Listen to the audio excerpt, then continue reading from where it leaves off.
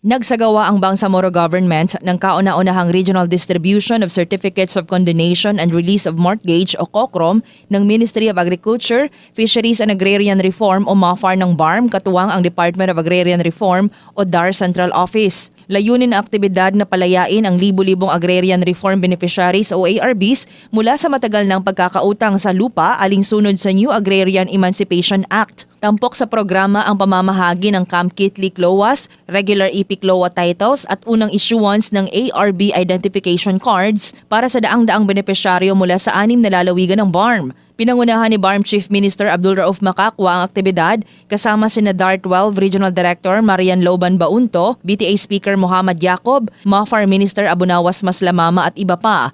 Sa kanyang mensahe, binigyang diin ni Macacua na karapat-dapat ang mga magsasaka sa dignidad, katatagan at ganap na pagkilala sa kanilang mahahalagang ambag sa pag-unlad ng rehiyon. Aniya, ang pamamahagi ng CLOAS at COCROM certificates ay malinaw na pagpapakita ng moral governance at patuloy na pagsuporta sa mga tagumpay at proseso ng kapayapaan. Ang paglabas ng ARB identification cards ay tinuturing ding mahalagang hakbang sa pagpapalakas ng institusyon at pagtiyak na matatanggap ng bawat benepisyaryo ang nararapat na tulong.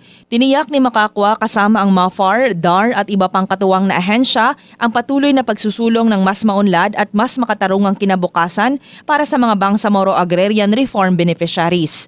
Drema Kitayan, Bravo, NDBC, Bida, Balita.